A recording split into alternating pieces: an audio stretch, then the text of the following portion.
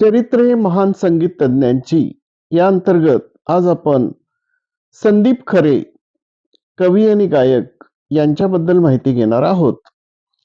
संदीप खरे हे प्रसिद्ध मराठी कवी व गायक आहेत. त्यांचे दिवस असे की आणि आयुष्यावर बोलू काही हे गीत संग्रह विशेष प्रसिद्ध आहेत. सलील कुलकर्णी सोबत त्यांनी बरेच गीत संग्रह प्रकाशित केले आहेत. त्यांच्या व्यासपीठावरील आयुष्यावर बोलू काही या कार्यक्रमामुळे ते सुरुवातीला प्रसिद्धी झोतात आले. त्या कार्यक्रमाचे हजाराच्या वर प्रयोग झाले. आजही त्यांचे कार्यक्रम हाऊसफुल असतात. आयुष्यावर बोलू काही बरोबरच ते कवी वैभव जोशी यांच्यासोबत इजादी हा कवितांचा कार्यक्रम देखील करतात. संदीप यांनी दमलेल्या बाबांची कहाणी या मराठी चित्रपटात प्रमुख भूमिका केली आहे. इयत्ता 4थीत असताना संदीप खरे यांनी पहिली कविता केली.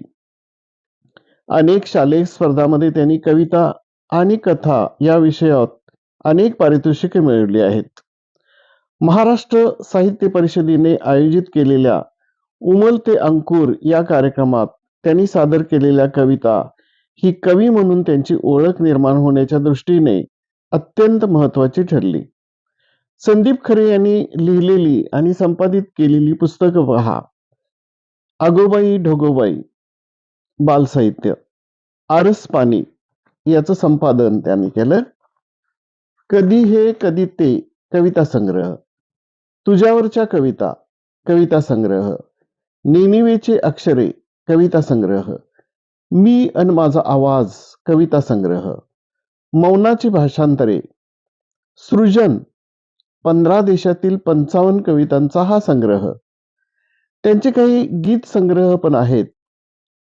दिवस असे की, मी गातो एक गाणे, कधी हे कधी ते, आयुष्यावर बोलू काही, नामंजूर, सांग सरल्या रे, आगोबाई ढगोबाई, डिपाडी डिपांग, हृदयामधले गाणे, दमलेल्या बाबाची कहाणी, संधी प्रकाशात.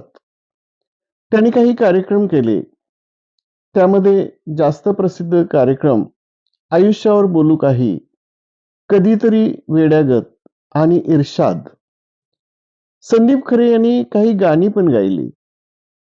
उदाहरणार्थ दमलेल्या बाबांची कहाणी, आगोबाई ढोगोबाई, पाऊस असा रुंझुनता, संग सख्या रे, मी मोर्चा नेला, तुटले, सुपरमॅन, उगवली चंद्रकोर, विश्वभर पासून येत, रात्र सुंदर चंद्र सुंदर, मन होई मेघवेडा, येईन स्वप्नात, जरा चुकीचे, दिवस असे की आणि केव्हा तरी पहाटे. त्यांना काही पुरस्कार मिळाले. त्याची यादी मी माझ्या डिस्क्रिप्शन बॉक्समध्ये दिलेली आहे. थँक्यू.